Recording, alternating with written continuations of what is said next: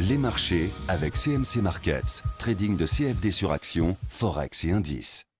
Salut, c'est Trado, désolé pour le petit retard. Voici l'analyse technique du CAC 40 et de BioAlliance Pharma qui m'a été demandé de très nombreuses fois. Bon, j'avais dit hier que dans ce genre de marché, j'avais tendance à rester plutôt circonspect en tant que trader. Alors c'est toujours un plaisir d'analyser les marchés compliqués, ça l'est moins de les trader. Et dans ce genre de situation, je pense que le plus sage est encore d'apprécier la richesse technique de la situation, mais quant à prendre des décisions tranchées, c'est un peu délicat. Alors voilà où on en est aujourd'hui. J'ai replacé mon arc de Fibonacci à 61,8% ici. Mes arcs de Fibonacci, on voit qu'une fois de plus, comme ça a été le cas pour la séance du 18 mars, les 61,8% de Fibonacci ont complètement capé les cours aujourd'hui. On est vraiment descendu très bas jusqu'ici en séance, et à les 4258, on a rebondi sur cet arc de Fibo pour aller embrasser donc l'arc suivant. Et une fois de plus, on voit que l'utilisation de ces arcs de Fibonacci peuvent être intéressants. Maintenant, le problème, c'est que la dynamique est clairement haussière. On vient encore de s'adjuger 0,5% aujourd'hui, mais on a une falaise en face de nous. Déjà le niveau des 61,8%. Là, ensuite, ce gap résiduel qui a été partiellement comblé grâce à la séance du 18 mars, mais on voit toujours qu'il y a un gap entre les plus bas du 11 mars et donc les plus hauts maintenant du 18 mars. Ça va jouer un rôle de résistance. Plus la moyenne mobile à 20 séances qui décroît. Donc on voit qu'acheter maintenant, même si c'est surfer sur la dynamique haussière du moment, c'est s'exposer à prendre un tir de barrage sur chacune des résistances que j'ai mentionnées. Les indicateurs techniques d'ailleurs ne sont pas du tout encourageants. Bon, le stochastique qui est un petit peu nerveux a eu tendance effectivement à monter aujourd'hui en se positionnant au-dessus de son signal, ça c'est pas mal, mais si on regarde la tendance de fond, notamment le MACD, on voit que c'est toujours négatif et en dessous du signal, ça c'est pas bon du tout. Et le momentum, regardez, il est négatif. Alors ça sera l'objet du tutoriel du jour, parce que parfois il faut revenir au basique, et le basique c'est ça, c'est que, hop, j'ai fait une erreur, voilà. Le basique c'est que lorsqu'on a un momentum qui passe par la ligne des zéros, ça envoie des signaux. En l'occurrence, lorsque ça devient supérieur à 0, c'est un signal d'achat. Quand ça passe en dessous de 0, c'est un signal de vente. Et voilà ce qui s'est passé ici, le 7 février 2011. On a passé la ligne des zéros pour le momentum, et derrière, on a eu une jambe de hausse considérable. Et dans le sens inverse, ça fonctionne aussi. Une fois qu'on a eu passé la ligne des zéros sur le momentum, sur le CAC en mars 2012, regardez ce à quoi on a eu droit. Alors le plus important, c'est de comprendre que même si le momentum en tant que tel ne suffit pas à déterminer un trade, au moins ça encourage à faire attention à ce qu'il ne faut pas faire. Acheter quand le momentum passe négatif, c'est une prise de risque. Spéculer à la baisse quand le momentum passe positif, c'est une prise de risque.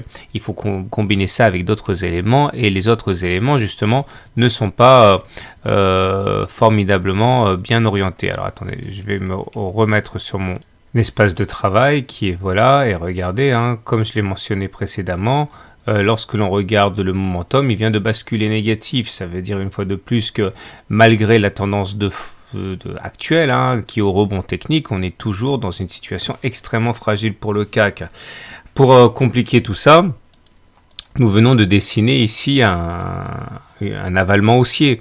Regardez, petite bougie rouge suivi d'une grande bougie verte. Ça, normalement, c'est aussi, on a plus d'une chance sur deux de ne pas avoir fait les plus hauts. Mais ne pas avoir fait les plus hauts, ça peut très bien vouloir dire monter jusqu'à 4347 et prendre un tir de barrage. Voilà. Donc là, ça me permettra de vous énoncer ce vieux dicton de trader qui est ne pas trader, c'est aussi trader. Décider de ne rien faire, c'est aussi une décision qui peut être une décision de trader. Donc voilà, c'est très intéressant, mais le problème, c'est que tous les indicateurs ont tendance à se contredire. Je terminerai avec l'indicateur Ishimoku que j'utilise très rarement dans mes vidéos, mais là, simplement pour ajouter à la confusion,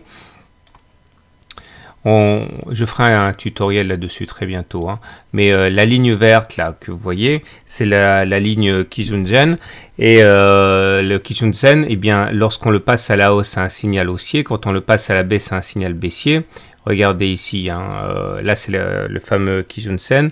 On l'a cassé à la baisse, ça a donné quand même une baisse assez conséquente. On l'a passé à la hausse ici, ça nous a donné une hausse également assez remarquable. Encore ici, hein.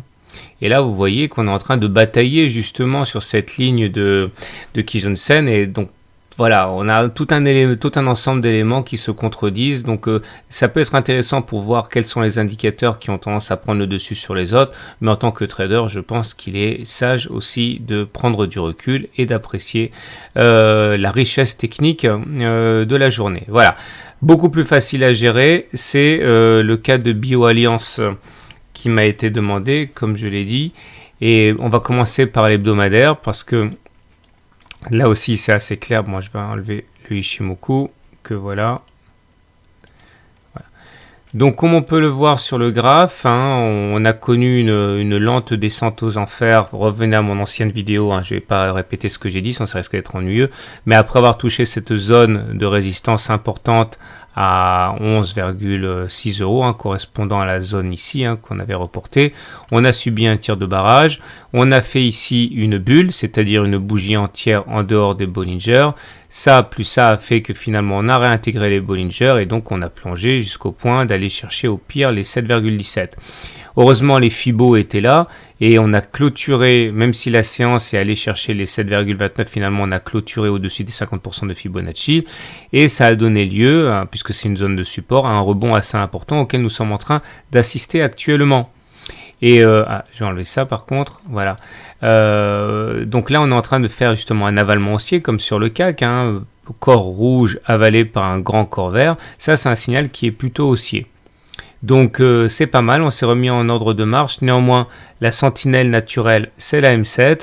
Et tant qu'on ne sera pas repassé au-dessus de la M7, eh bien, on sera en état de vulnérabilité qui peut nous emmener retester, hein, les 50% de Fibonacci. Pour se remettre parfaitement dans le sens de la marche, il faudrait clôturer au-dessus donc des 8,9 € ce vendredi soir.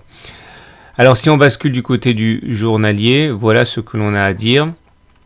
Nous avons dessiné un drapeau. Voici le mât et voici le drapeau. Et enfin le canal qui fait office d'extension du drapeau, et on a réussi à sortir de cette figure en drapeau hier, et de fort belle manière, puisque lorsqu'on regarde les indicateurs, il y a eu une augmentation des volumes, donc ça veut dire que ce n'est pas fortuit, donc c'est une bonne chose. Et en l'occurrence, on s'est extrait en créant un gap. Alors pareil, hein, entre les plus hauts du 18 mars et les plus bas du 19 mars, eh bien, il y avait une absence de cotation. Cette absence de cotation a été partiellement comblée aujourd'hui, mais pas complètement. Et je vous rappelle que s'il s'agit d'un gap de rupture, ce qu'on peut supposer être, eh bien, il s'agirait éventuellement d'un excellent point d'entrée, puisque les gaps de rupture sont rarement comblés dans la première semaine.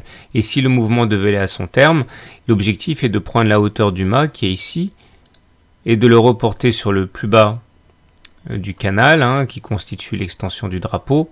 Ça nous donnerait un objectif de 14,6 €, donc absolument attirant pour les investisseurs. La condition étant d'une part de ne pas fermer ce gap qui généralement n'a pas vocation à être comblé s'il veut eh bien impliquer une dynamique forte haussière, et en tout cas surtout ne pas réintégrer le petit canal orange qu'on a cassé, parce que là ça remettrait tout à plat. Mais pour l'instant laissons-nous bercer par ce gap de rupture qui laisse présager une hausse. On verra. En tout cas, le niveau à suivre, c'est les 8,7, hein, et il ne faut absolument pas clôturer en dessous parce que ça risque de déclencher un excès de faiblesse. Voilà, je vous souhaite une bonne soirée, une bonne journée, de bons trades, et n'oubliez pas de vous abonner à la newsletter pour recevoir les mises à jour, et n'oubliez pas non plus de vous inscrire à la conférence en ligne gratuite de mercredi prochain, le 26 à 21 h, où je vous parlerai